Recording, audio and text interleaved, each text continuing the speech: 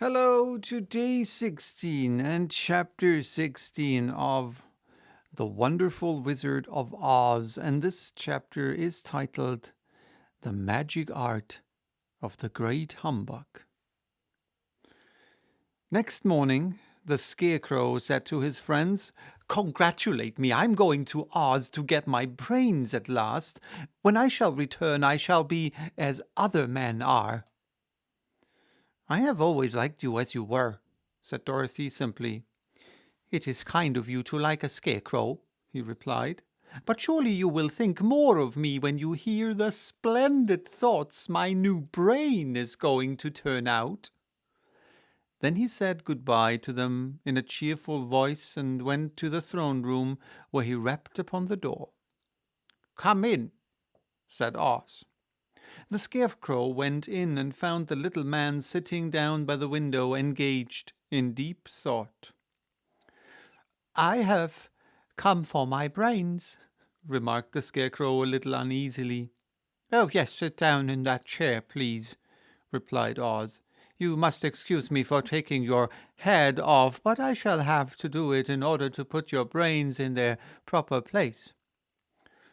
"That's all right," said the Scarecrow. "You are quite welcome to take my head off as long as it will be a better one when you put it on again."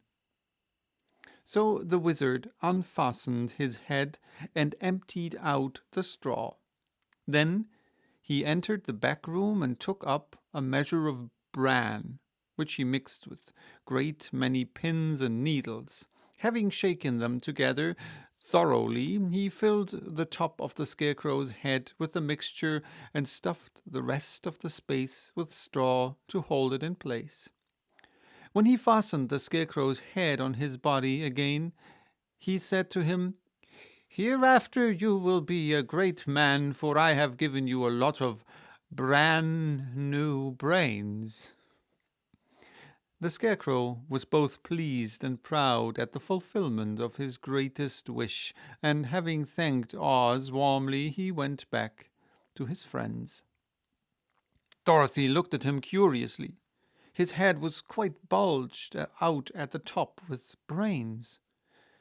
"How do you feel?" she asked. "I feel wise indeed," he answered earnestly. "When I get used to my brains, I shall know everything." "Why are those Why are those needles and pins sticking out of your head?" asked the Tin Woodman. "That is proof that he is sharp," remarked the Lion. "Well, I must go to Oz and get my heart," said the Woodman. So he walked to the throne room and knocked at the door.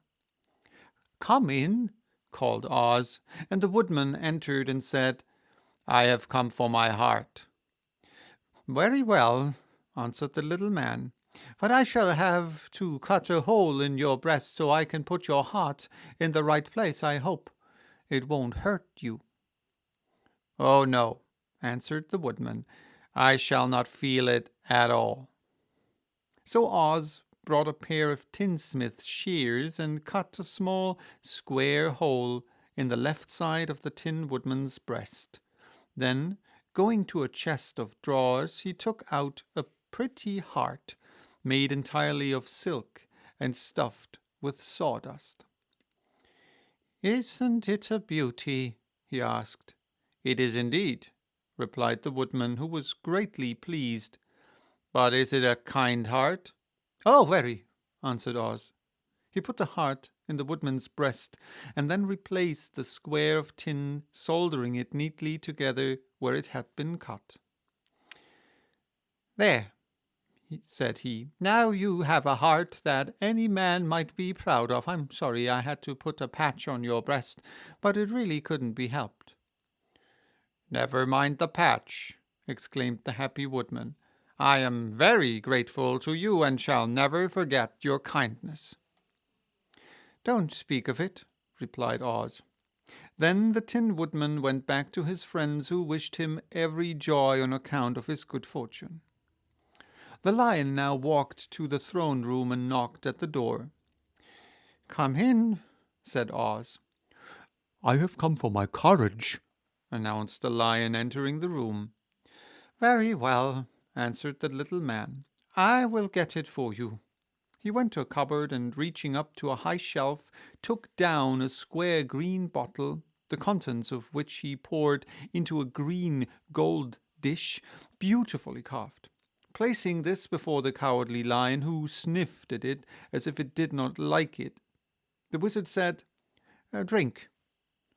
What is it? Asked the lion. Well, answered Oz, if it were inside of you, it would be courage. You know, of course, that courage is always inside one, so that this really cannot be called courage until you have swallowed it. Therefore, I advise you to drink it as soon as possible. The lion hesitated no longer, but drank till the dish was empty. How do you feel now? Asked Oz. Full of courage, replied the lion, who went joyfully back to his friends to tell them of his good fortune. Oz, left to himself, I invented a new word. Oz, left to himself, smiled to think of his success in giving the Scarecrow and the Tin Woodman and the lion exactly what they thought they wanted. How can I help being a humbug, he said, when all these people make me do things that everyone knows can't be done? It was easy to make the Scarecrow and the Lion and the Woodman happy because they imagine I could do anything. But it will take more than imagination to carry Dorothy back to Kansas. And I'm sure I don't know how it can be done. So, well, that was a short chapter. So this one's for today. Well, the last one was longer. And yeah, goodbye till tomorrow with chapter 17.